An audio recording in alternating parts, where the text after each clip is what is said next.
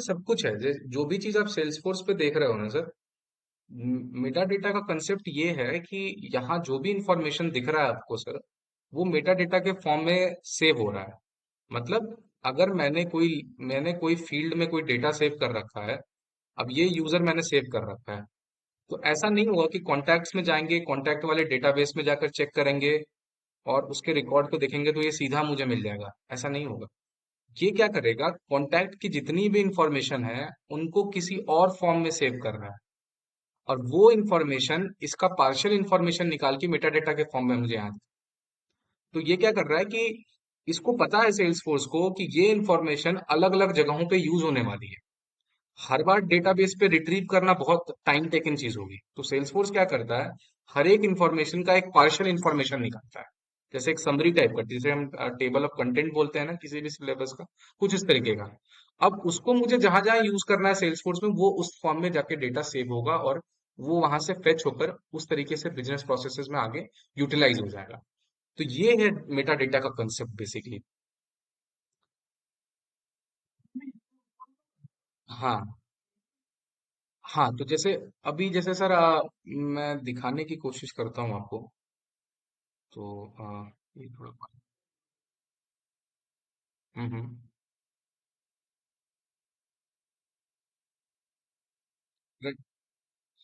How it's different in the sense sir, it is in case of like we are like, अगर हम database से fetch कर रहे हैं तो वो तो सर हमें मेटा डेटा तो नहीं दिखाएगा ना, पर इंटरनली जिस तरीके से वो सेव हो रहा है ना डेटा हमारा, उसको हम मेटा डेटा बोल रहे हैं। अब जैसे सर आप ये कह रहे हो ना सर कि मैंने यहाँ पे मैंने कोई रिकॉर्ड सेव कर रखा है अकाउंट में, लेकिन मुझे ये अगर स्टारबक्स दिल्ली का इंफॉर्मेशन निकालना है, तो मैं डेवलपर कंसोल पे गया, वहां पे जाके क्वेरी डाली और मुझे ये इन्फॉर्मेशन आ गया, तो मुझे तो कहीं बीच में मेटा डेटा दिखा नहीं। राइट। मुझे तो कुछ मेटा डेटा नहीं, मैंने इन्फॉर्मेशन डाला, मैंने क्वेरी चलाई, मुझे रिट्रीव हो गया डेटा।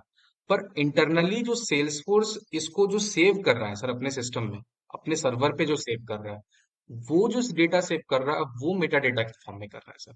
क्योंकि सेल्स फोर्स को ये ये मतलब पीछे का बैकग्राउंड में ये चल रहा है सर, मेटा डेटा का कंसेप्ट चल रहा है। ठीक है।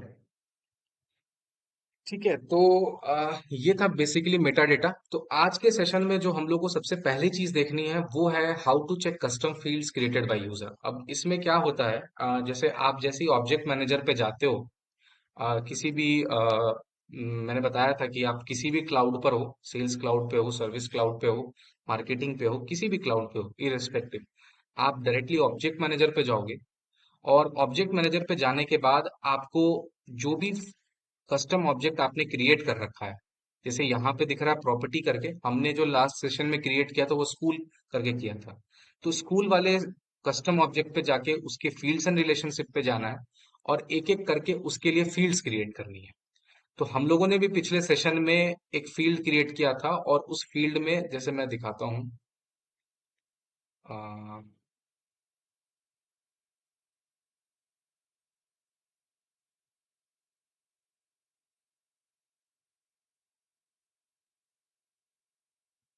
हम यहाँ सेटअप पर आ जाते हैं। सबसे पहले जब भी आपको सेटिंग से रिलेटेड कोई भी काम करना हो, तो फर्स्ट ऑफ ऑल क्लिक करना आप सेटअप पे, और सेटअप पे जाने के बाद ये वाला जो बटन है इस पे क्लिक करना, तो आप सीधा इस तरीके का आपका पेज लेआउट चेंज हो जाए। अब हमारा जो इंटरेस्ट है वो ऑब्जेक्ट मैनेजर में है। ठीक है। तो हम ऑब्जेक्ट मैनेजर पे फोकस करेंगे। तो जो हमने जो ऑब्जेक्ट बनाया है उसका टाइप हमें कस्टम ऑब्जेक्ट दिखेगा।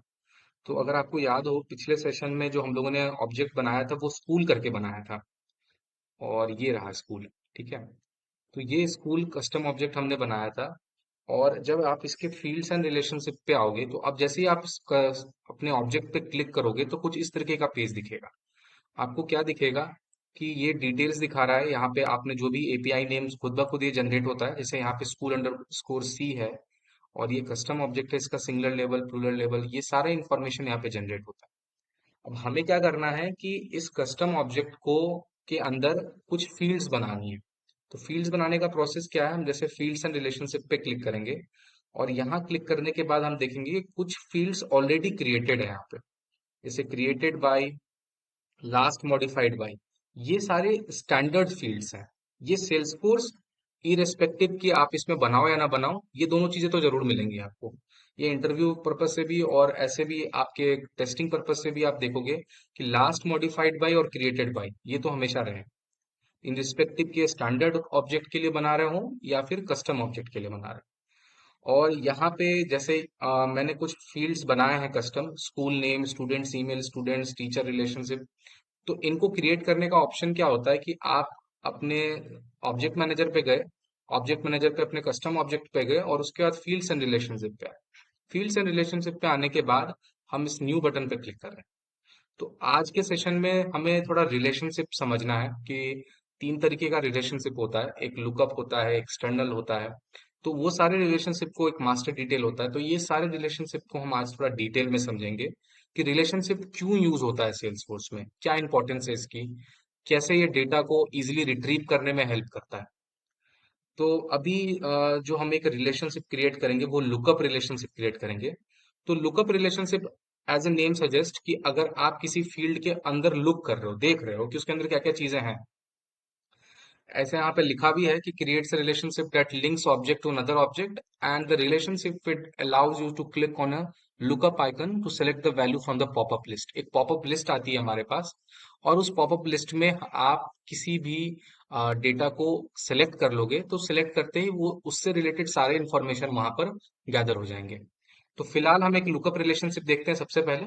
और मैंने लुकअप रिलेशनशिप पे क्लिक कर दिया है। और अब मैं क्या करता हूँ, यहाँ पे नेक्स्ट बटन है, मैं नेक्स्ट पे क्लिक करूंगा। नेक्स्ट पे क्लिक करने के बाद मेरे पास ऑप्शन आया कि इसको किससे रिलेट करना है। तो मैं क्या करता हूँ, यहाँ पे इसको स्टूडेंट से रिलेट रिलेट करता हूँ और यहाँ पे नेक्स्ट पे क्लिक करता हूँ। अब मुझे एक दूसरा फील्ड देना है, यहाँ पे इसका डिस्क्रिप्शन डालना है। फील्ड लेबल स्टूडेंट आ गया, फील्ड का नेम भी स्टूडेंट आ गया, डिस्क्रिप्शन आ गया। डिस्क्रिप्शन में मैं यहाँ टेस्ट डेटा डालता हूँ और इसका रिलेशनशिप नेम क्या रखता हूँ, स्कूल्स रिलेशन। मैं इसका नाम स्कूल रिलेशनशिप वन रखता हूँ ताकि हमें समझने में आसान रहे। और अभी मैं इसको नेक्स्ट पे क्लिक कर रहा हूँ। अब जैसे ही मैंने नेक्स्ट पे क्लिक किया मुझे यहाँ पे एक एरर आ गया है। ये एरर क्या कह रहा है कि ये कस्टम फील्ड है और यहाँ पे अल्फा न्यूमेरिकल कैरेक्टर्स ही डाल सकते हैं। मतलब आप किसी भी तरीके से इसको नहीं डाल सकते, कंसेक्यूटिव अंडरस्कोर वगैरह यूज नहीं कर सकते हो। तो मैं थोड़ा सा इसको चेंज करता हूँ और देखता हूँ कि इस बार होता है कि नहीं। ओके, इस बार इसने ले लिया क्योंकि मैंने वहां बीच में स्पेस दे दिया था, इसलिए वो एरर आ गया था वहां पे। अब आप जैसे ही नेक्स्ट पे क्लिक करोगे तो ये आपको दिखेगा कि आपको इस लुकअप रिलेशनशिप जो आप चाह रहे हो, लुकअप रिलेशनशिप क्या है जैसे मैं एक बताता हूँ। आ, जैसे इतने सारे वेब एलिमेंट है यहाँ पे, एक चेकबॉक्स है, ये नेक्स्ट बटन है। उसी तरीके से एक लुकअप होता है। लुकअप में क्या होता है कि एक तरीके का ड्रॉप डाउन होता है, पर ये अलग से एक पेज खुल जाएगा उसमें। ठीक है, और उस पेज में बहुत सारा डेटा पहले से फीड रहता है और हम किसी एक को सेलेक्ट करते हैं वहां पे। तो ये उस तरीके का काम हम करने जा रहे हैं यहाँ पे। अब जैसे ही हम वो जो भी फील्ड या फिर जो भी फील्ड एंड रिलेशनशिप हम बनाने जा रहे हैं, उसके लिए हमें एक सिक्योरिटी डालनी पड़ती है। सेल्सफोर्स जब भी आप किसी कस्टम ऑब्जेक्ट पे एक फील्ड बनाते हो, तो वहां पे आपको एक फील्ड लेवल सिक्योरिटी देनी पड़ती है कि आप उसको किस तरह की सिक्योरिटी देना चाह रहे हो। आप क्या करना चाह रहे हो, आप इसको विजिबिलिटी देना चाह रहे हो या फिर सिर्फ एक रीड ओनली ऑप्शन रहेगा ये? तो अब ये सारी चीजें, अब विजिबिलिटी रहेगी तभी रीड ओनली वाली बातें आएंगी। अगर वो विजिबल ही नहीं है किसी यूजर को, तो रीड ओनली की तो बात आती ही नहीं है। ठीक है, तो पहले तो हम इसको विजिबल करेंगे। अब विजिबल होने के बाद हमारे पास एक अलग ऑप्शन आता है कि whether we want to make it read only और नॉट। तो मैं यहाँ पे क्या करूंगा, फील्ड लेवल पे यहाँ पे मेरे पास कई सारी प्रोफाइल्स दिख रहे हैं।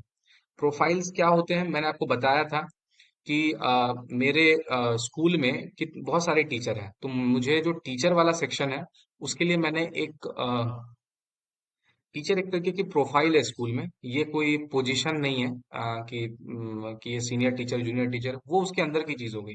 मैंने टीचर्स के लिए रखा है, लेट से मैं प्यून्स के लिए रख रहा हूँ, स्कूल के बस ड्राइवर्स के लिए रख रहा हूँ, तो सबके हर एक स्टाफ के लिए रख रहा हूँ। तो मेरी एक प्रोफाइल है टीचर नाम की, तो मैंने यहाँ पे लिख रखा है यूनिटी टीचर। ठीक है, मैं ये बताऊंगा आपको कि यूनिट ये मैंने प्रोफाइल कैसे क्रिएट की थी। अभी फिलहाल हम इसको क्रिएट करने के लिए यूनिटी टीचर को सेलेक्ट कर रहे हैं और इसको, ये हमारा चेकबॉक्स ऑलरेडी चेक्ड है जो कि विजिबिलिटी का चेकबॉक्स है। रीड आने वाले चेकबॉक्स को भी हम छोड़ देते हैं। अभी इसको अगले प्रोफाइल के साथ देखेंगे कि कैसे काम करता है। अब नेक्स्ट पे क्लिक करने के बाद जो अगला ऑप्शन आता है मेरे पास, वो आता है कि जब एज ए यूजर मैं उस कस्टम ऑब्जेक्ट में जाऊंगा, स्कूल के कस्टम ऑब्जेक्ट में, तो जो स्टूडेंट वाला जो फील्ड होगा उसके साथ पेज लेआउट में क्या दिखेगा। तो मैंने एक कस्टम पेज लेआउट बनाया था पहले से, स्कूल लेआउट। ठीक है।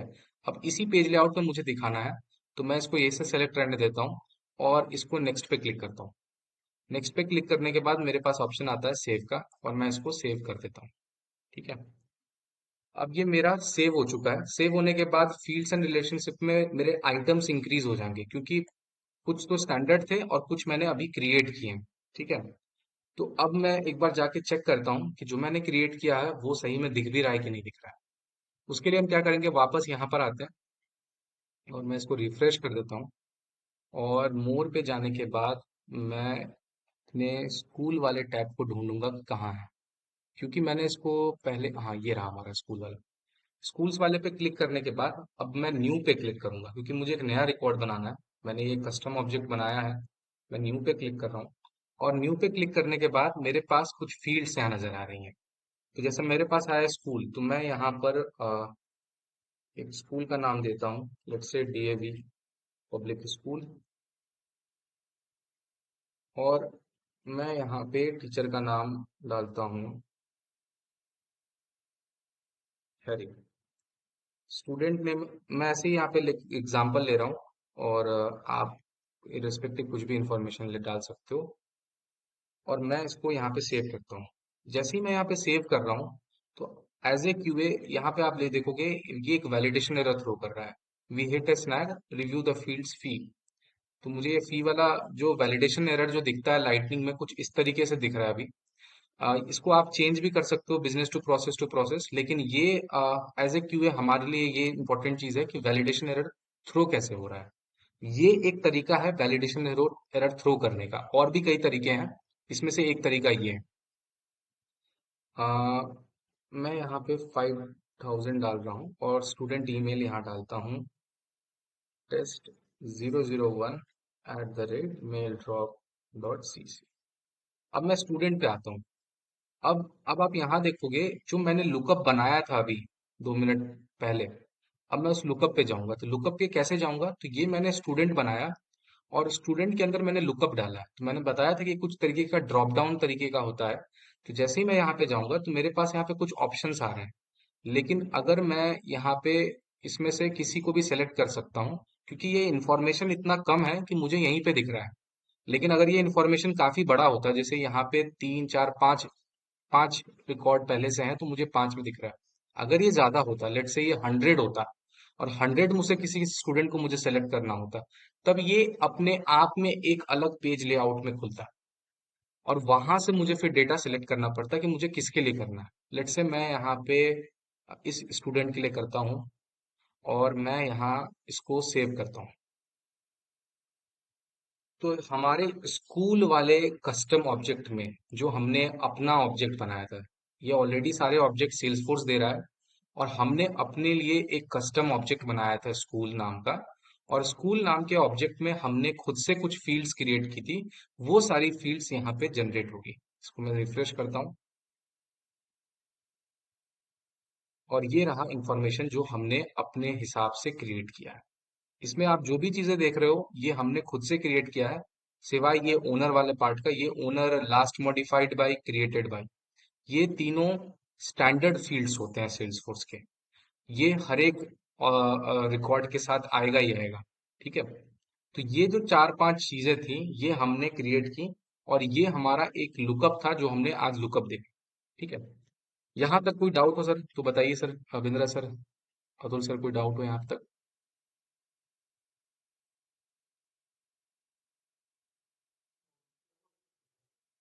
ठीक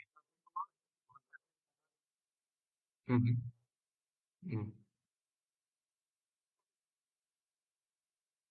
राइट। राइट। तो सर ये अभी जैसे मैंने क्या कर रहा हूँ कि मैं यहाँ पे अलग अलग तरीके का फील्ड्स क्रिएट कर रहा हूँ। मैंने अभी एक, हाँ बोलिए सर, बोलिए प्लीज। हाँ हाँ। ये रिकॉर्ड सर मैंने कुछ पहले से क्रिएट कर रखे थे, दिखाने के लिए आपको। हाँ हाँ। हम्म। हम्म।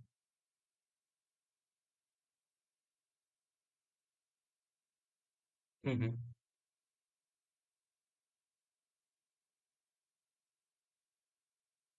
राइट। तो अभी मैं क्या कर रहा था कि जो अभी आपको मैंने बताया स्कूल वाला, तो स्कूल वाला क्रिएट करना, स्कूल वाला कस्टम ऑब्जेक्ट हम लोगों ने पिछले सेशन में क्रिएट किया था। तो क्योंकि मुझे इसको एक्सप्लेन करने के लिए कुछ इन्फॉर्मेशन पहले से चाहिए थी, तो मैंने क्या किया था, एक और कस्टम ऑब्जेक्ट बनाया था स्टूडेंट, और इस स्टूडेंट में मैंने कुछ डेटा लोड किया था। जब मैं आपको बताऊंगा डेटा लोडर से कैसे इंपोर्ट होता है, तो मैंने कुछ स्टूडेंट्स के नाम इंपोर्ट करके इसमें पहले से रखे थे, ताकि मुझे पढ़ाते वक्त इजी रहेगा रिलेट करने का। तो ये सारे कुछ स्टूडेंट्स के इंफॉर्मेशन। हाँ। ठीक है। राइट।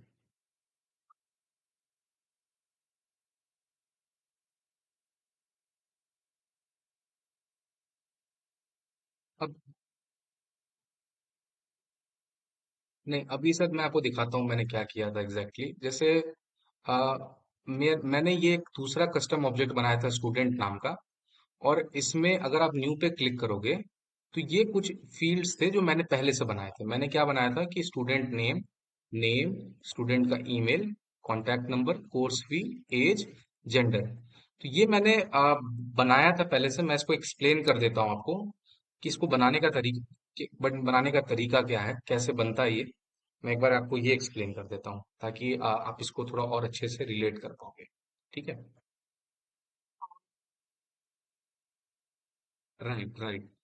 तो मैं एक बार आपको फिर से दिखाता हूँ सर, ताकि आप लोग उसको अच्छे से रिकॉल कर पाओ। फील्ड्स एंड रिलेशनशिप में आ गए हम डिटेल्स में। हम्म, ठीक है, ये हमारा ऑब्जेक्ट मैनेजर था। ठीक है। जब भी कुछ क्रिएट करना होता है, कस्टम ऑब्जेक्ट या स्टैंडर्ड ऑब्जेक्ट, जैसे ये सारे स्टैंडर्ड ऑब्जेक्ट्स हैं, एक इसमें कस्टम ऑब्जेक्ट है स्कूल्स नाम का। ठीक है। ये सारे आप देख रहे हो, ये सारे स्टैंडर्ड ऑब्जेक्ट हैं। मैंने एक स्कूल नाम का बनाया है, और भी कुछ नए बनाए थे मैंने, जैसे इनवॉइसेस बनाया था, टेस्टिंग वर्ल्ड बनाया था, एग्जामिनेशन बनाया था। तो ये कुछ कुछ मैंने बनाया था। तो मैं बताता हूँ कैसे पहले बनता है standard custom object. Custom object बनाने के लिए आप ऑब्जेक्ट मैनेजर पे पहले आओगे, और ऑब्जेक्ट मैनेजर पे आने के बाद आप क्रिएट पे क्लिक करोगे। अब ये क्रिएट आपको दो ऑप्शन पूछेगा।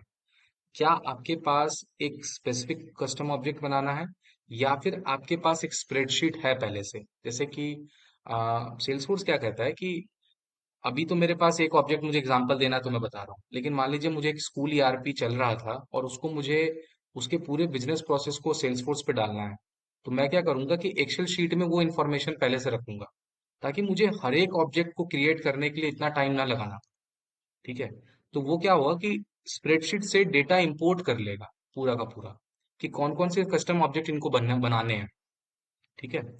तो वो जो डेटा ड्रिवन टेस्टिंग होती है, जो आप डेटा ड्रिवन टेस्टिंग अगर आपने सुना होगा सर, कि डेटा ड्रिवन टेस्टिंग में क्यूए का यही रोल होता है, कि अभी तो ये एक बिजनेस प्रोसेस है जो इम्प्लीमेंट हो रहा है, तो क्या क्या कोई ऐसा फील्ड था कस्टम ऑब्जेक्ट जो एक्सेल शीट से निकलना रह गया हो, या फिर वो फील्ड नहीं आ पाई हो।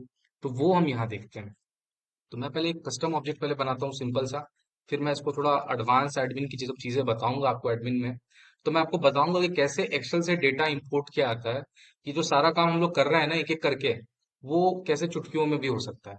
वो एडमिन का चीजें होती हैं, मैं जब एडमिन के बारे में पढ़ाऊंगा तब आपको ये सब चीजें बताऊंगा। फिलहाल अभी देखते हैं कस्टम ऑब्जेक्ट कैसे क्रिएट होता है। तो मुझे एक कस्टम ऑब्जेक्ट क्रिएट करना है, और मैं क्या करता हूँ कि कस्टम ऑब्जेक्ट में एक एक एक यहाँ पर कस्टम ऑब्जेक्ट बनाता हूँ, पेरेंट्स नाम का। अभी हमारे पास पेरेंट्स नाम का कोई भी कस्टम ऑब्जेक्ट पहले से क्रिएटेड नहीं है। अगर आप देखोगे यहाँ पे, तो हमारे पास स्कूल है, और स्टूडेंट्स है, स्पोर्ट्स है, इनवॉइसेस है, टेस्टिंग वर्ल्ड, एग्जामिनेशन है, पर पेरेंट्स नाम का नहीं है। तो मैं एक कस्टम ऑब्जेक्ट पेरेंट्स नाम का बनाना चाह रहा हूँ, तो मैंने एक पेरेंट्स बना दिए, और ये यहाँ पे पेरेंट रखते हैं, और इसको प्लूरल में पेरेंट्स कर देते हैं। ऑब्जेक्ट नेम भी यही रहेगा, और पेरेंट्स का पेरेंट रन देते हैं और ये कुछ डिस्क्रिप्शन आप यहाँ पे डाल सकते हो। रिकॉर्ड नेम डेटा टाइप क्या होगा, ये क्या एक टेक्स्ट फील्ड होगा या फिर नंबर होगा, क्योंकि पेरेंट्स का नाम टेक्स्ट में होगा तो हम यहाँ इसको टेक्स्ट रहने देते हैं।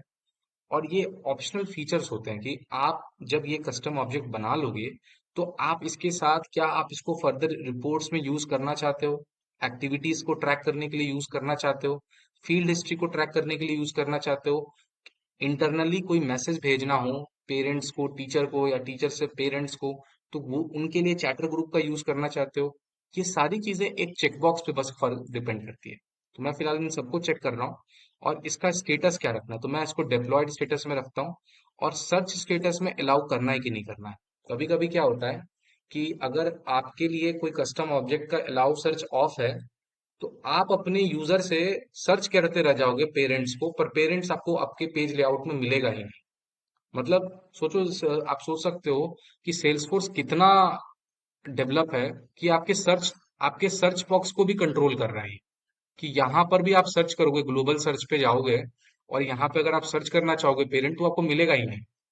तो ये सारी चीजें भी यहाँ से कंट्रोल होती है, अलाउ सर्च करना है कि नहीं करना। तो मैं यहाँ पे फिलहाल अलाउ कर देता हूँ। और सबसे नीचे अगर आप देखो तो यहाँ पे लिखा है कि object creation option when custom object is first created. तो अब यहाँ नोट्स एंड अटैचमेंट वाली चीजें हैं, लॉन्च करना है कि नहीं करना है, ये सब चीजें मैं इसको सेव कर देता हूँ फिलहाल। और मैंने इसको सेव कर दिया। जैसे ही मैंने इसको सेव किया, मेरे लिए एक एपीआई जनरेट हुआ है इस पेरेंट नाम के कस्टम ऑब्जेक्ट के लिए, जिसका नाम है पेरेंट्स अंडरस्कोर सी। अब इससे रिलेटेड मुझे कुछ इन्फॉर्मेशन मिल गया। अब मैं क्या करूंगा, मुझे बनाने हैं फील्ड्स, मुझे पेरेंट्स के अंदर कुछ इन्फॉर्मेशन ऐड करना है। तो मैं फील्ड्स एंड रिलेशनशिप पे जाऊंगा और ये कुछ स्टैंडर्ड ऑब्जेक्ट हैं, स्टैंडर्ड फील्ड्स हैं, जैसे created by, last modified by और ओनर। और ये वाला जो है कस्टम है जो मैंने अभी क्रिएट किया है पेरेंट्स ने। तो मुझे कुछ और फील्ड्स बनाने हैं, तो मैं न्यू पे क्लिक करूंगा और न्यू पे क्लिक करने के बाद, हाँ सर।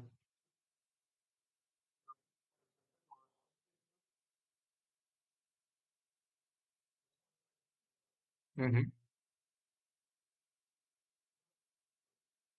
हाँ।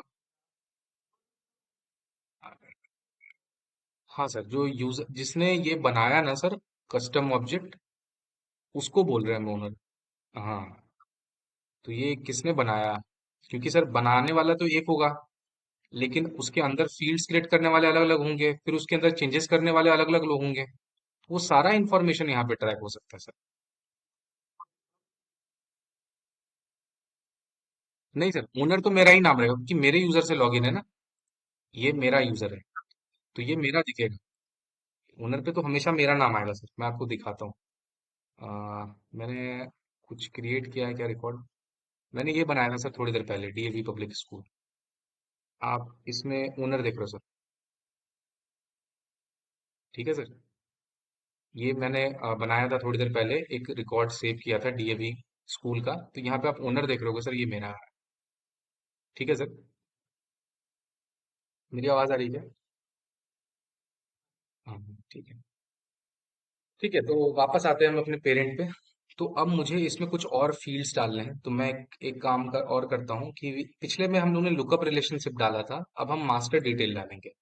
तो मास्टर डिटेल का मतलब यही होता है कि एक पेरेंट चाइल्ड का रिलेशनशिप होता है इसमें। एक पेरेंट चाइल्ड का रिलेशनशिप मतलब एक इसमें एक मेन रिकॉर्ड रहेगा और उसके नीचे उसके सबऑर्डिनेट रिकॉर्ड्स रहेंगे। तो मुझे उस तरीके का कोई अगर रिलेशनशिप रख के कोई ऐसी फील्ड क्रिएट करनी है तो मैं मास्टर डिटेल रखूंगा। और मैं यहाँ पे कुछ मास्टर डिटेल रिलेशनशिप में रिकॉर्ड सेव करता हूँ। और यहाँ पे रिलेटेड टू किसके रखना है मुझे, तो मैं यहाँ पे रिलेटेड टू स्टूडेंट एग्जामिनेशन रखता हूँ, ठीक है। और इसको नेक्स्ट करता हूँ। और नेक्स्ट करने के बाद मेरे पास फिर से कुछ इन्फॉर्मेशन आता है फिल करने को। और ये हेल्प टेक्स्ट में मैंने इसको सेव कर दिया। और यहाँ पे अलाउ रीपेरेंटिंग, ये क्या करता है कि अगर आपने कोई रिकॉर्ड पहले से क्रिएट कर दिया तो क्या पेरेंट्स उसको दोबारा क्रिएट कर सकते हैं। ये चेकबॉक्स इस बात को अलाउ करता है कि आप करना चाहते हो कि नहीं चाहते हो, ये है। और यहाँ पे शेयरिंग सेटिंग होती है सेल्सफोर्स में। क्या होता है, किसी भी फील्ड या रिकॉर्ड को किस तरीके से आप चाहते हो कि दूसरा यूजर एक्सेस करे। तो यहाँ पे दो ऑप्शन है, एक है रीड ओनली का, एक है रीड एंड राइट का। तो रीड ओनली का मतलब क्या है कि वो इस चीज को पढ़ तो सकता है पर उस पर कोई चेंजेस नहीं कर सकता है। और रीड एंड राइट का मतलब क्या होता है कि जो भी हम बना रहे हैं कस्टम ऑब्जेक्ट, ये कस्टम ऑब्जेक्ट पे आप रीड करने का तो परमिशन दे ही रहे हो, पढ़ तो, और उसमें आप कुछ चेंजेस भी कर सकते हो। जैसे कि आप यहाँ पे देख रहे होगे, क्रिएट, एडिट, डिलीट, ये सारी चीजें एक्शंस आप परफॉर्म कर सकते हो अगर आप इस वाले को सिलेक्ट करते हो। ठीक है। अब यहाँ पे इसको नेक्स्ट करते हैं। नेक्स्ट करने के बाद फिर से हम उसी को सारे प्रोफाइल्स को चेक रहने देते हैं, क्योंकि ये हमने पहले भी कर रखा है। और मैं इसका पेज लेआउट भी सेम रखता हूँ। यहाँ पे स्टूडेंट एग्जामिनेशन लेआउट यहाँ पे सेलेक्ट होगा, और इसको मैं सेव कर देता हूँ। अब हम वापस आते हैं यहाँ पर, चेक करते हैं कि हमारा कस्टम ऑब्जेक्ट दिख रहा है कि नहीं दिख रहा है, और अगर ये नहीं दिख रहा है तो हम इसको विजिबल कराएंगे। यहाँ पे अभी हमारा कस्टम ऑब्जेक्ट नहीं दिख रहा है, तो अब इसको हम विजिबल कराते हैं। विजिबल कराने के लिए हमें क्या करना होगा, हमें आना होगा इस सेटिंग्स पर, एक पेज लेआउट पे आते हैं, और पेज लेआउट पे हम देख लेते हैं क्या क्या चीजें हमारी रह गई हैं और इसमें ऐड करने को। पेज लेआउट असाइनमेंट पर आते हैं। इसमें कुछ कुछ सेटिंग्स करनी पड़ती है, तब जाकर ये सारा इन्फॉर्मेशन एक साथ हमें दिखता है। और मैं एक एक करके सारी चीजों को ऐड करता हूँ। हाँ हाँ सर, बोलिए।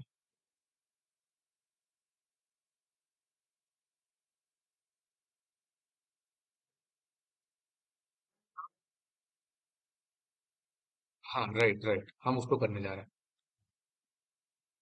हाँ, वो यूआई, क्योंकि जैसे ये स्टूडेंट यहाँ पे दिख रहा है सर हमें, और स्कूल दिख रहा है, राइट।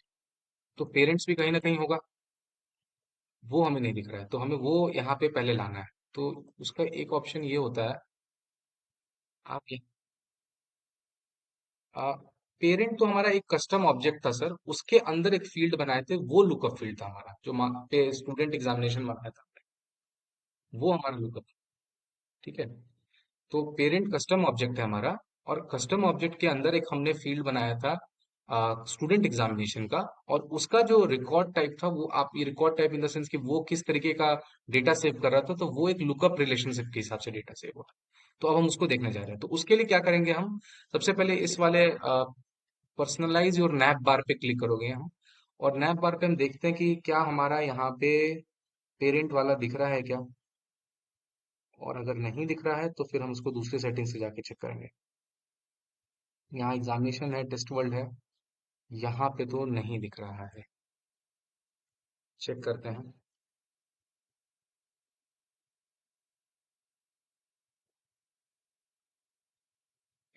ठीक है, यहाँ पे तो अभी नैप बार में नहीं है। वापस आते हैं ऑब्जेक्ट मैनेजर पे। ऑब्जेक्ट मैनेजर में देखते हैं कुछ ऐसा एक्सेस रह गया है क्या हमारे पास, इसकी वजह से ये नहीं दिख रहा है।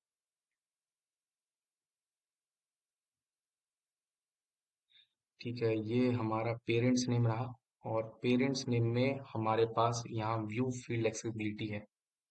व्यू फील्ड एक्सेसिबिलिटी पे हमने क्लिक किया, और यहाँ पे अब हमें कुछ कुछ एक्सेस देना पड़ेगा पहले, क्योंकि ये ऐसा नहीं हुआ कि मैंने यहाँ क्रिएट किया और राइट अवे दिखने लगेगा।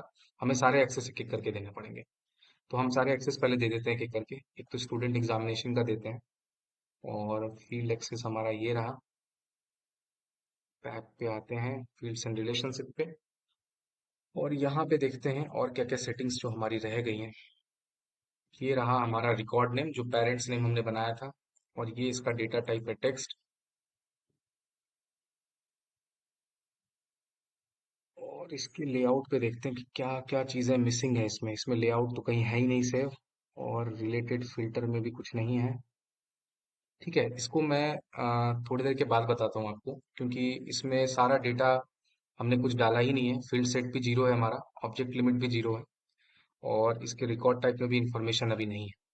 तो मैं इसको थोड़ी देर के बाद आपको एक्सप्लेन करता हूँ, जब कुछ डेटा ऐड हो जाता है, और फिर मैं इसके साथ इसको रिलेट करके आपको दिखाऊंगा। पहले हम लोग पहले स्कूल टैब को देख लेते हैं, और स्कूल टैब में क्या क्या रह गया पहले ये समझ लेते हैं।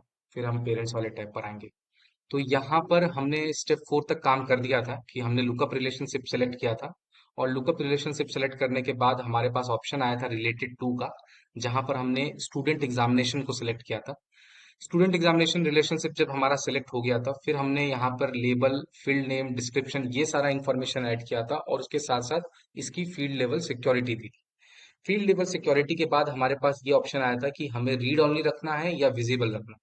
तो हमने सबको पहले विजिबल किया था, और विजिबल करने के बाद हमारा नेक्स्ट स्टेप था कि उसके लिए पेज लेआउट क्या सिलेक्ट करना था। तो क्योंकि हमारा पेरेंट्स था, तो हमने स्टूडेंट था, student student page layout select किया था, और उसको यहाँ पे नेक्स्ट करने के बाद यहाँ उससे रिलेटेड लिस्ट लेबल्स दिए थे। लिस्ट लेबल के बाद हमने उसको सेव करा दिया था उस डेटा को।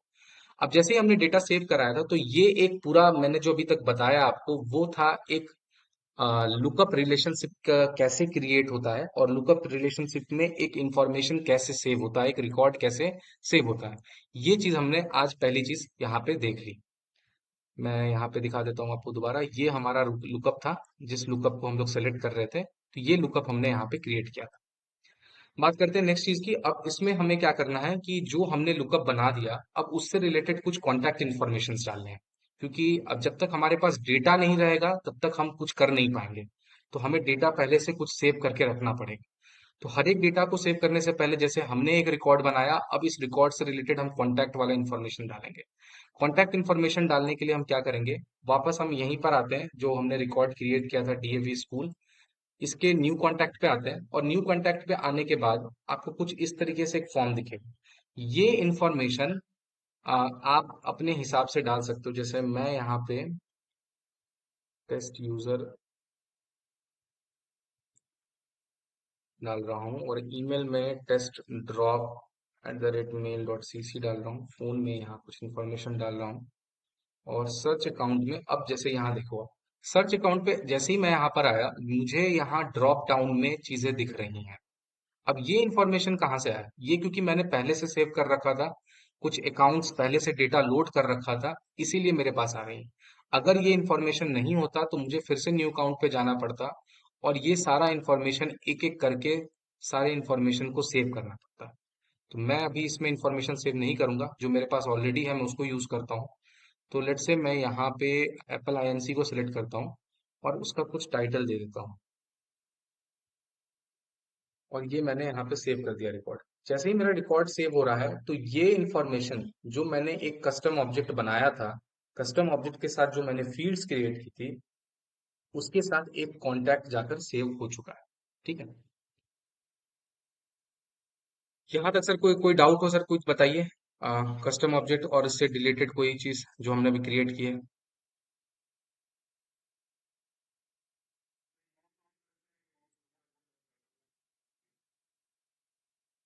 हाँ हाँ। हाँ, अभी तक जो हम लोग,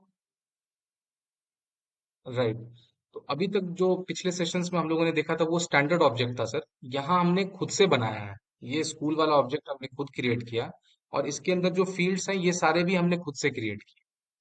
और हमने क्या किया कि ये हर फील्ड को अगर आप देखो तो अलग अलग तरीके का फील्ड है। ये एक मेल वाला फील्ड है, ये एक नंबर वाला फील्ड है, ये एक टेक्स्ट वाला फील्ड है, और यहाँ एक लुकअप रिलेशनशिप है। अब इसमें एक जो नई चीज है मैं वो भी बता देता हूँ। जब हम फील्ड एंड रिलेशनशिप देख ही रहे हैं, तो अ, अभी जैसे मैं पेरेंट वाले पे हूँ, मुझे पेरेंट वाले पे नहीं आना है, मुझे आना है स्टूडेंट वाले पे। तो मैं वापस से ऑब्जेक्ट मैनेजर पे आता हूँ, और जो मेरा स्टूडेंट वाला है, स्कूल, ये स्कूल रहा, और स्कूल के फील्ड्स एंड रिलेशनशिप पे आता हूँ। और अब यहाँ पे न्यू पे क्लिक करने पर आप देखोगे तो इतने सारे आपके पास फील्ड्स क्रिएट करने के ऑप्शंस हैं, जिसमें से हम लोगों ने एक नंबर वाला देख लिया है, लुकअप रिलेशनशिप देखा है, मास्टर डिटेल रिलेशनशिप देखा है, और हमने ईमेल वाला देखा है, नंबर देखा है, फोन देखा है। ये सारा हमने देखा है। तो आप जब प्रैक्टिस करोगे सर, तो आप कोशिश करना कि सब में से एक एक फील्ड रख ले हैं, और सबके साथ एक एक फील्ड क्रिएट हो जाए हमारा। इसमें सबसे इंटरेस्टिंग वाला पार्ट क्या है, वो है फॉर्मूला फील्ड। अब देखते हैं फॉर्मूला फील्ड के लिए क्या करते हैं हम। जैसे फॉर्मूला फील्ड ये है, फॉर्मूला फील्ड में बेसिकली क्या होता है कि आपके बिजनेस प्रोसेस के हिसाब से एक कस्टम फॉर्मूला आपने बना रखा है, कि मुझे कुछ फॉर्मूला चाहिए, उसके हिसाब से मेरा डेटा रिट्रीव। तो मैं यहाँ पे नेक्स्ट पे क्लिक करता हूँ, और फील्ड का लेबल देता हूँ क्वालिफाइड। लेट्स से मैं ये क्वालिफाइड करके एक फील्ड लेबल बनाता हूँ। और अब मेरे पास यहाँ पे रिटर्न टाइप आता है फॉर्मूला का। ये जैसे मैंने बताया था आपको कि कुछ चीजें ऐसी है जो सेल्स फोर्स में कोड के थ्रू भी कर सकते हैं, और सेल्स फोर्स अपने सिस्टम के थ्रू भी करा सकता है। तो मुझे एक फॉर्मूला फील्ड बनाना है, और वो फॉर्मूला फील्ड में मुझे कुछ कोड के हिसाब से एक्सेस देना है। तो अब मैं यहाँ पे जैसे ही आता हूँ फॉर्मूला के रिटर्न टाइप पर, तो मुझे ऑप्शन आता है चेकबॉक्स का, करेंसी का, डेट एंड टाइम का, नंबर का, परसेंट, टेक्स्ट और टाइम। अब आप यहाँ देखोगे, लेट से मुझे यहाँ पे परसेंट का देना है, ठीक है। तो मैंने यहाँ पे परसेंट का लिया है, और मैं यहाँ पे डेसिमल प्लेसेस का मेरे पास ऑप्शन है। जैसे ही मैंने परसेंट पे क्लिक किया, ये यहाँ पर एक फॉर्मूला बता रहा है कि calculate a percent and automatically add the percent sign to the number. और एग्जाम्पल के तौर पे यहाँ पे क्या बता रहा है कि डिस्काउंट है कोई, और उस डिस्काउंट की वैल्यू कैसे निकल रही है, तो अमाउंट माइनस डिस्काउंटेड अमाउंट और डिवाइडेड बाय टोटल अमाउंट। तो ये जो वैल्यू आएगी वो डिस्काउंट में सेव हो रही है, ये समझाने के लिए है। पर मुझे ये वाली यूज नहीं करना, मुझे कुछ और यूज करना। मेरा खुद का फॉर्मूला फील्ड होगा, क्योंकि मेरे बिजनेस प्रोसेस में कहीं किसी और तरीके से इंप्लीमेंट करना है मुझे। तो मुझे एक परसेंटेज का कुछ चाहिए, तो मैंने सिलेक्ट कर दिया, यहाँ पे नेक्स्ट क्लिक किया। अब मुझे यहाँ पर इसके लिए ऑपरेटर्स लिखने पड़ेंगे। ऑपरेटर्स कैसे लिखेंगे हम, ये देखते हैं। अब इसमें दो चीजें होती हैं, एक होता है सिंपल फॉर्मूला, एक होता है एडवांस फॉर्मूला।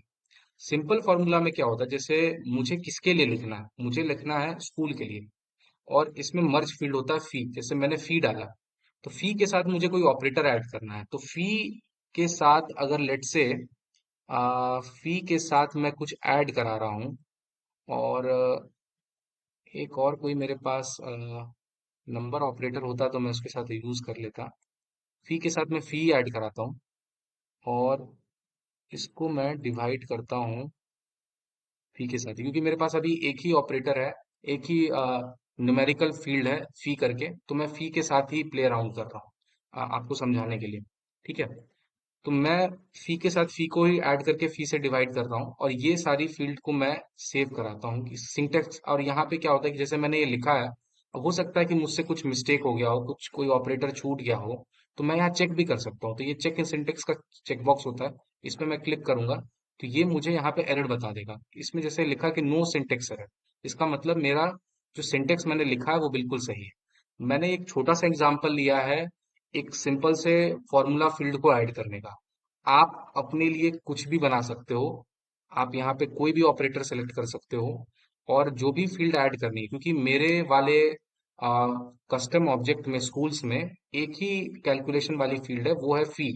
तो मेरे लिए बस एक ही ऑप्शन यहाँ पे दिखेगा फी करके, और इसको अगर आप किसी के साथ मर्ज करना चाहते हो तो वो यहाँ कर सकते हो, ठीक है। मैं यहाँ पे फी, टोटल फी करके लिखता हूँ यहाँ पे, और इसको मैं नेक्स्ट पे क्लिक करता हूँ। अब मैंने नेक्स्ट पे क्लिक किया, तो मेरे पास फिर से ऑप्शन आता है कि क्या मुझे इसको सिक्योरिटी देनी है, तो क्या देनी है टोटल फी को। तो क्योंकि ये फॉर्मूला फील्ड मैंने बनाया है, तो मैं इसमें सब कुछ ऐसे ही रहने देता हूँ, और इसको नेक्स्ट पे क्लिक करता हूँ, और इसका पेज लेआउट यही रहेगा, और इसको मैंने सेव करा दिया, ठीक है।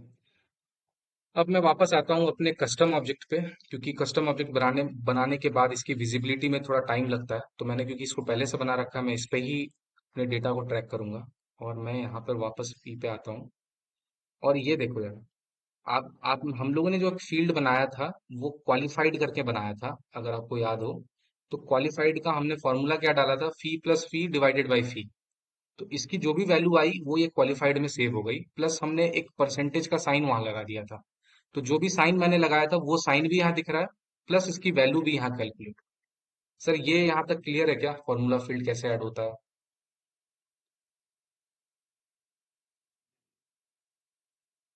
विंद्र सर, कोई यहाँ पे तक डाउट नहीं है ना, नरेंद्र सर का कोई डाउट हो?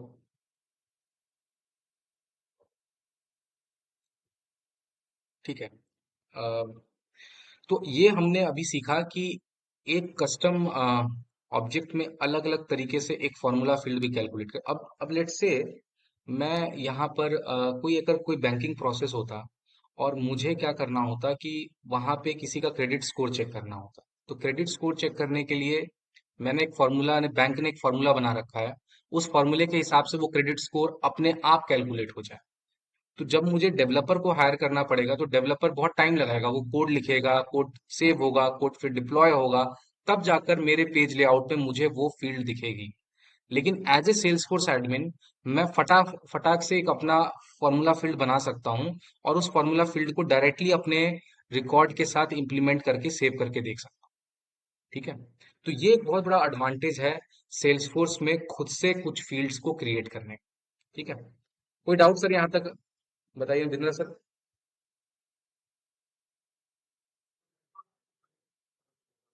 हाँ सर, ये दिखने में काफी इजी लग रहा है सर, लेकिन ये बहुत बड़ी चीज है। आप इसको करके देखिएगा सर।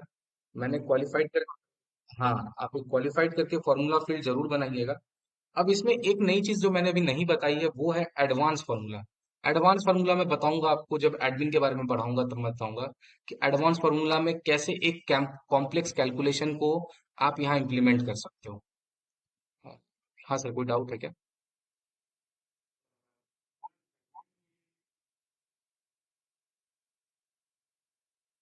हम्म।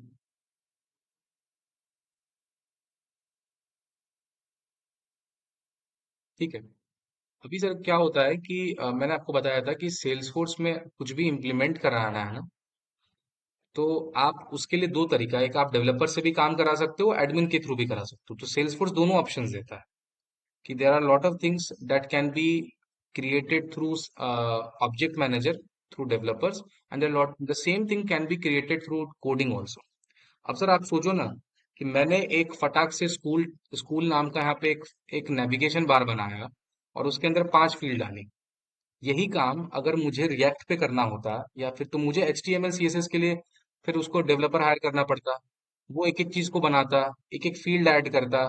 फिर मैं उसमें अगर मान लीजिए मुझे यहाँ पे एक फॉर्मूला फील्ड बनाना था तो उसके लिए अलग से कोड लिखता डेवलपर, फिर वो जाके इम्प्लीमेंट होता। तो कितना लंबा प्रोसेस है सर। और मैंने 5 मिनट के अंदर या 10 मिनट के अंदर आपके सामने एक फॉर्मूला फील्ड क्रिएट कर दिया। और मुझे ये फॉर्मूला फील्ड जब मैं जाऊं तब मैं जाके चेक भी कर सकता हूँ इसके पीछे क्या फॉर्मूला लगा हुआ है, कैसे इंप्लीमेंट हुआ है, किसने ऐड किया है, क्या पीछे का कंसेप्ट है, किसको किसको विजिबल है। ये सारी चीजें कितनी इजीली हो गई है यहाँ पे। सर आप रिलेट कर पा रहे हो मेरे इस बात को? हम्म। हम्म।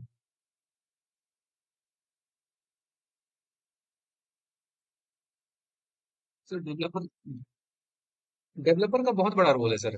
जैसे सेल्सफोर्स क्या कहता है ना सर कि अभी तो मैं छोटी छोटी चीजें बता रहा हूँ आपको कि कस्टम फील्ड्स कैसे क्रिएट हो रहे हैं, कस्टम ऑब्जेक्ट कैसे क्रिएट हो रहा है, लेकिन सर बहुत सारी ऐसी चीजें हैं जो ऑब्जेक्ट मैनेजर के थ्रू नहीं हो सकती है।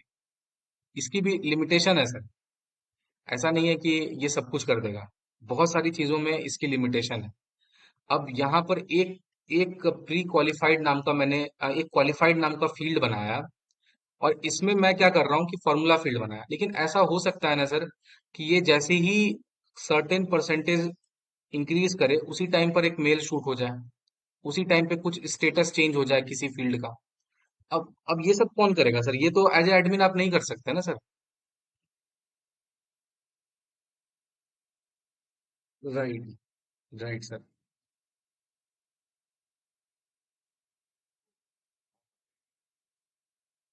Right right.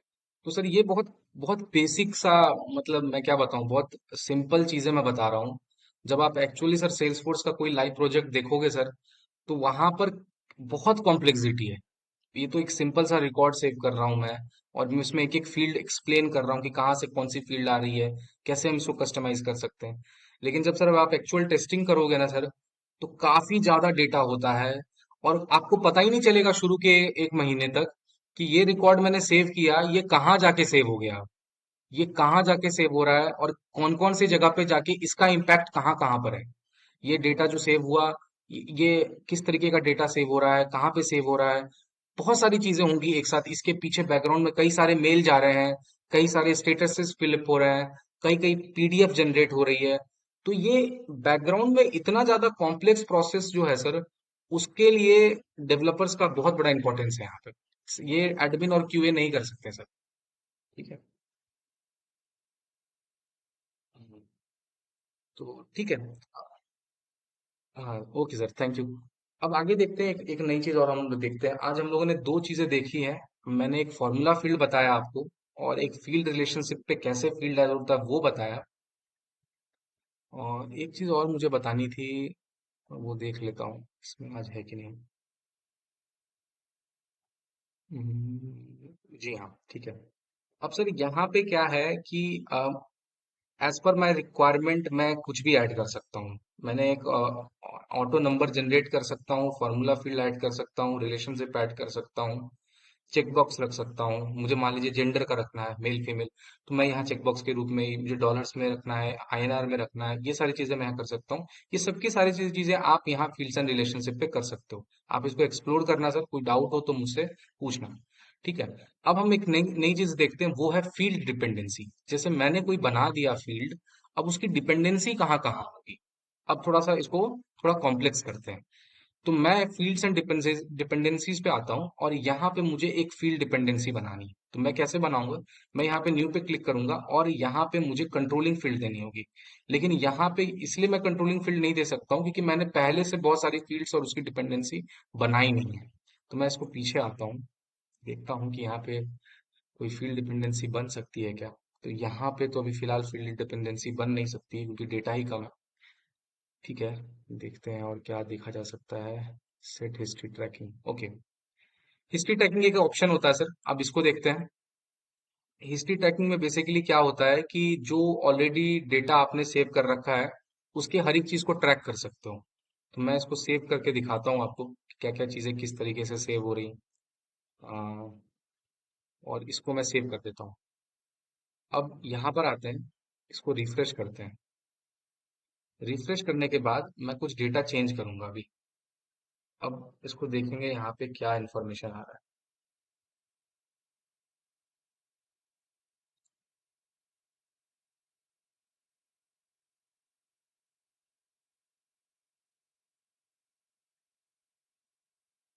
सर ये ट्रैकिंग वाला काम आपको मिलता है क्या सर, टेस्टिंग के लिए वहां पे सर, डेटा ट्रैक करने का सर, हिस्ट्री ट्रैक वगैरह करने का? अच्छा। हम्म। हम्म। हम्म। तो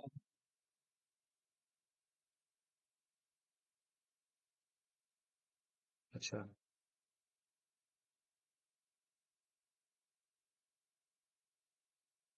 राइट सर।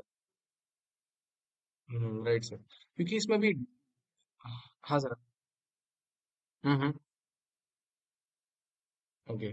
तो सर जैसे यहाँ पे दिखता होगा आपको, आपको यहाँ दिखता है कि नीचे दिखता है सर आपके आपके प्रोजेक्ट में?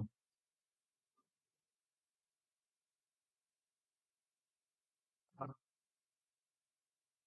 सर ये तो पहला कैलेंडर है, इवेंट के लिए आपको मीटिंग शेड्यूल करने का है सर। जैसे, हाँ मैं ये दिखाई देता हूँ क्या क्या है। हाँ। अब ये बड़ा इंपॉर्टेंट चीज है क्योंकि आपको ट्रैक करना पड़ेगा क्योंकि ये डेटा सेव हुआ। अब इस डेटा के साथ कितनी बार मॉडिफिकेशन हो सकता है। अभी जैसे मैं इसमें कुछ अगर चेंज करता हूँ, अभी पहले दिखाता हूँ, ये 11:38 दिखा रहा है इंडिया टाइम, और मैं इसमें कुछ चेंज करता हूँ। अब ये तुरंत चेंज होके लास्ट मॉडिफाइड में आप देखो 11:38 से 11:40 हो गया। और ये रिकॉर्ड कब क्रिएट हुआ था वो टाइम आप यहाँ लॉक हो रहा है। तो ये बड़ा इंपॉर्टेंट फैक्टर रहता है क्यूए के लिए क्योंकि आपको पता करना पड़ता है कब कौन सा रिकॉर्ड क्रिएट हुआ था, क्योंकि टेस्टिंग करने के लिए किस टाइम पे कौन सा स्टेटस सही से फ्लिप नहीं हुआ, कहाँ पे एरर आ गई। प्रोडक्शन का जब आप एनालाइज करोगे बग को, तो ये बड़ा काम आता है आपके मॉडिफिकेशन के लिए, किस टाइम पर क्या हुआ था और कब कौन सा स्टेटस फ्लिप कर गया था, क्यों ये एरर आया था। तो यहाँ पर हम बहुत ध्यान रखते हैं कि कब कौन सी चीजें हुई थी। अब ये एक्टिविटी ट्रैक है, एक्टिविटी में तीन चार चीजें हैं जो अभी सेल्सफोर्स प्रोवाइड कर रहा है आपको। मैं एक करके एक्सप्लेन कर देता हूँ। जो पहला है वो कैलेंडर है। यहाँ पर आप मीटिंग वीटिंग शेड्यूल कर सकते हो। जैसे कि गूगल का कैलेंडर होता है, कुछ उस तरीके का सेम कैलेंडर है। और यहाँ पे आप न्यू इवेंट अरेंज करके किसी के साथ अगर आपको मीटिंग शेड्यूल करना है, जैसा मैंने बताया था कि सेल्सफोर्स 360 सॉल्यूशन देता है। वो कहता है आपको कुछ भी करना है, आप हमारे एप्लीकेशन पे करो। आपको कहीं दूसरे एक्सटर्नली सर्विस का यूज करने की जरूरत नहीं है। तो ये आपको जैसे मेरा यहाँ पे नाम आ रहा है क्योंकि एक सिंगल यूजर है, और यहाँ पे कुछ इंफॉर्मेशन दे सकते हैं।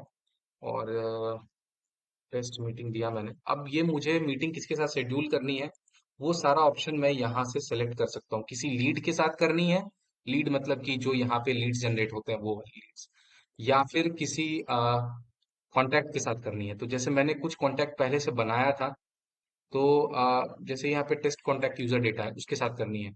रिलेटेड टू किस किस चीज से रिलेटेड है, तो मैंने कुछ पहले से डेटा क्रिएट कर रखा है।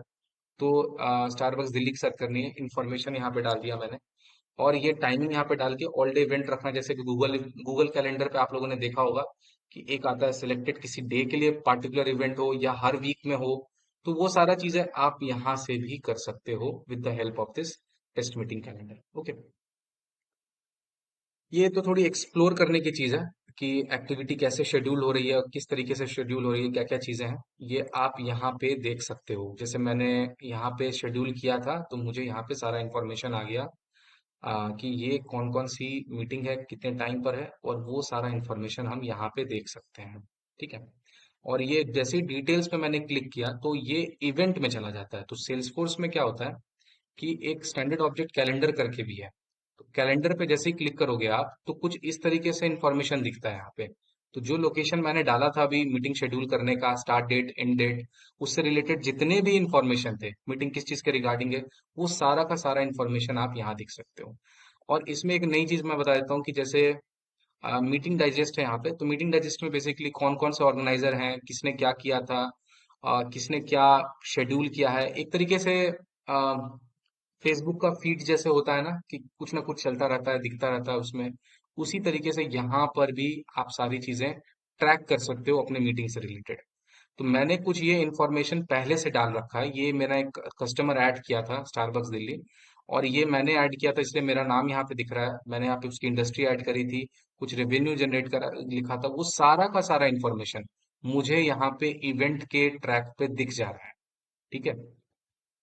तो वापस आते हैं हम लोग। ये तो हमारा कैलेंडर वाला टैब था, और ये कैलेंडर की यहाँ पे था। तो अब हम वापस आते हैं अपने दूसरे एक्टिविटी टैब पे। ये है हमारा चेकलिस्ट टाइप का। जैसे आप कोई टास्क देना चाहते हो किसी को, तो यहाँ पर आप कौन सा टास्क रखना चाहते हो। जैसे आपके पास, आप सेल्स टीम में काम कर रहे हो, तो आपको बहुत सारी चीजें करनी होंगी पूरे दिन में।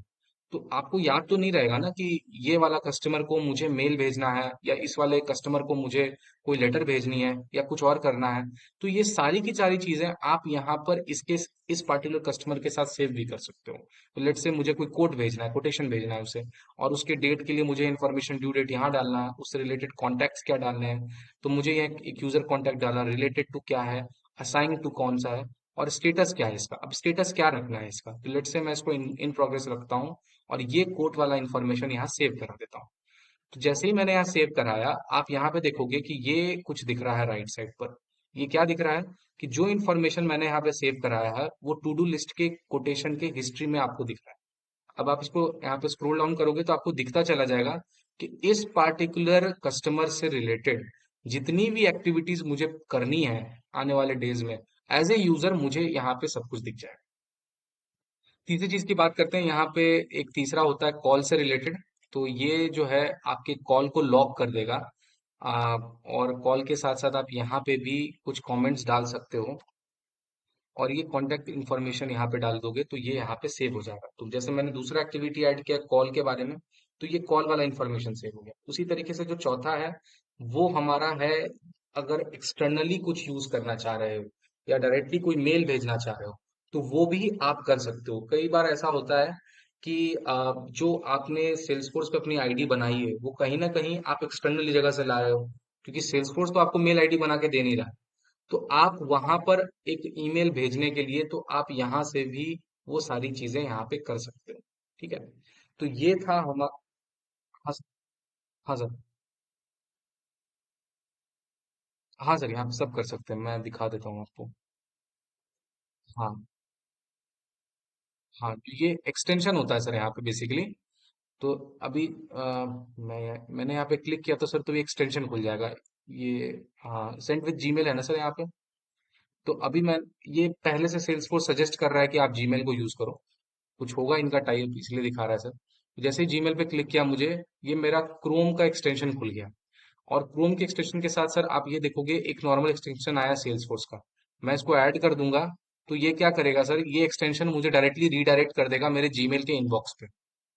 ठीक है सर। तो ये आप यूज कर सकते हो एक्सटर्नल ईमेल शूट करने के लिए विद द क्लाइंट और इंटरनली विद द टीम। ठीक है सर। ओके। अब बात करते हैं सर, आपने एक क्वेश्चन पूछा था अभी आउटलुक वाला कि मुझे अगर आउटलुक से करना है तो क्या करें। तो यहाँ पर एक और ऑप्शन होता है सेट माय ईमेल प्रेफरेंसेस का। जैसे ही आप इस पे क्लिक करोगे सर, तो अब यहाँ पे आपके पास प्रेफरेंस आता है कि आपको अपना ईमेल प्रेफरेंस क्या रखना है। तो जैसे अभी तो मैं जिस यूजर से लॉगिन हूँ, तो मैं अपना ही अपने ही मेल से भेजूंगा। तो मेरा एक मेल एड्रेस मैंने यहाँ पे सेव कर रखा है। तो ये आप चाहो तो सर यहाँ पे चेंज भी कर सकते हो। और ये चेंज करने के बाद आपके जो रीडायरेक्ट होगा वो मेल, वो यहाँ से हो जाएगा। ठीक है सर। ठीक है। हाँ सर, ये एक बार आप करके देखिएगा सर। तो ये सारी चीजें आपको क्लियर हो गई हैं सर। ठीक है। तो अब, हाँ तो मैंने आज अभी इस सेशन में, आज के सेशन में क्या क्या चीजें बता दी है, मैं एक बार फिर से रिकॉल करता हूँ आपको। सबसे पहले जो मैंने आज बताया आपको, वो बताया कि कस्टम ऑब्जेक्ट कैसे क्रिएट करते हैं। तो मैंने कस्टम ऑब्जेक्ट के लिए आपको बताया कि आपको ऑब्जेक्ट मैनेजर में जाना पड़ता है। ऑब्जेक्ट मैनेजर में मैंने जाकर एक कस्टम ऑब्जेक्ट क्रिएट किया था। उसकी विजिबिलिटी अभी नहीं बताई है कि कैसे कस्टम ऑब्जेक्ट जो मैंने बनाया वो विजिबल कैसे होगा, वो हम बताएंगे अगले सेशन में। अभी मैंने एक कस्टम ऑब्जेक्ट बनाना बताया, उसके अंदर फील्ड्स बताया। फील्ड्स के बाद मैंने आपको बताया कि फॉर्मूला फील्ड कैसे क्रिएट होता है। फॉर्मूला फील्ड क्रिएट करने के लिए हम किस तरीके से फॉर्मूला ऐड करते हैं, वहां पे कंडीशन लगाते हैं, क्या कंडीशन डालनी है। कंडीशन डालने के बाद हम लोग यहाँ पे चेक करते हैं कि वो जो सिंटेक्स हमने डाला है, वो सिंटेक्स सही है कि गलत है। वो सारी चीजें हम देखते हैं यहाँ पे। और उसके बाद जो हम लोगों ने देखा, वो देखा कि कैसे एक रिलेशनशिप ऐड करते हैं। तो मैंने जो एक लुकअप रिलेशनशिप बताया आपको स्टूडेंट्स रिलेटेड, कि स्टूडेंट के लिए कैसे एक लुकअप रिलेशनशिप ऐड होता है। जैसे यहाँ पे कई सारे ऑप्शंस आ रहे हैं आपको। तो ये ऑप्शंस क्यों आ रहे हैं, ये इसलिए आ रहे हैं क्योंकि मैंने एक रिलेशनशिप ऐड किया है यहाँ पे। अगर मैं नहीं ऐड करता तो ये रिलेशनशिप के ऑप्शंस नहीं आते। ठीक है। उसके बाद हम लोगों ने यहाँ पे आज के सेशन में ये भी देखा कि डिफरेंट काइंड्स ऑफ एक्टिविटीज होते हैं। जैसे कैलेंडर का एक्टिविटी कैसे ट्रैक होता है, टू डू लिस्ट कैसे होता है, मेल कैसे होता है, ये सारे के सारे हम लोगों ने देखे। तो अगले सेशन में हम थोड़ा और डिटेल में देखेंगे। आज के सेशन में तो हम लोग सिर्फ इतना ही देख पाएंगे, कस्टम फील्ड क्या होती है और रिलेशनशिप क्या होता है। तो अगले सेशन में हम और देखेंगे, स्कीमा के बारे में थोड़ा समझेंगे कि स्कीमा कैसे बिल्ड होता है, स्कीमा कैसे काम करता है, टैब्स कैसे काम करता है सेल्स फोर्स में, और हर एक टैब को हम कैसे एक एक फील्ड के साथ लिंक कर सकते हैं। तो आज के सेशन में कोई डाउट हो सर तो प्लीज बताइए। आज जो हम लोगों ने अभी तक पढ़ा है उसमें कोई डाउट हो। बतौर सर आपका कोई डाउट हो। Inder sir, Narendra sir.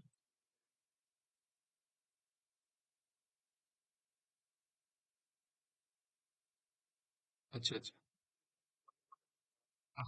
हाँ।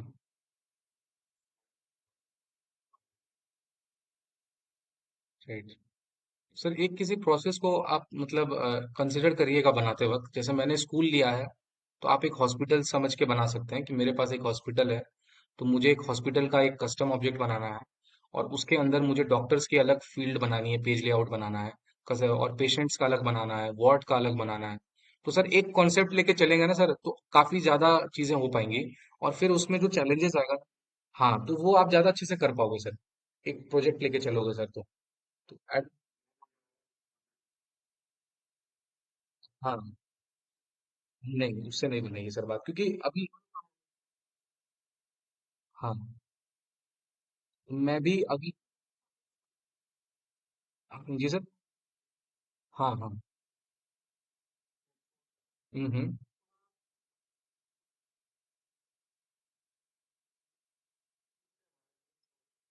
राइट। क्योंकि सर ये एक दिन की चीज नहीं है। ऐसा नहीं हुआ कि एक दिन में ही सब कुछ बन जाएगा। मैं आपको इतनी देर से बता रहा हूँ, तो मैंने सिर्फ एक कस्टम ऑब्जेक्ट बनाया और उस पे चार पांच फील्ड्स ऐड किए। लेकिन आप जब इसको धीरे धीरे ऐड करते जाओगे ना सर, जैसे जैसे चीजें बताता चला जाऊंगा मैं, और आप अपने प्रोजेक्ट में इम्प्लीमेंट करते चले जाओगे, तो जब सेशन कंप्लीट होगा सर, हमारा कोर्स कंप्लीट होगा, तो आप खुद फील करोगे कि मैंने खुद से एक कस्टम प्रोसेस क्रिएट किया है सेल्सफोर्स पे। तो वो आप किसी को समझा भी सकते हो सर, आप किसी को बता भी सकते हो, और उसके बेसिस पे एक नए प्रोसेस को समझ भी सकते हो जो ऑलरेडी इम्प्लीमेंटेड होगा सेल्सफोर्स पे। तो ये काफी हेल्प करेगा सर आपको, अगर आप इसको थोड़ा पैरेलली करोगे साथ में तो।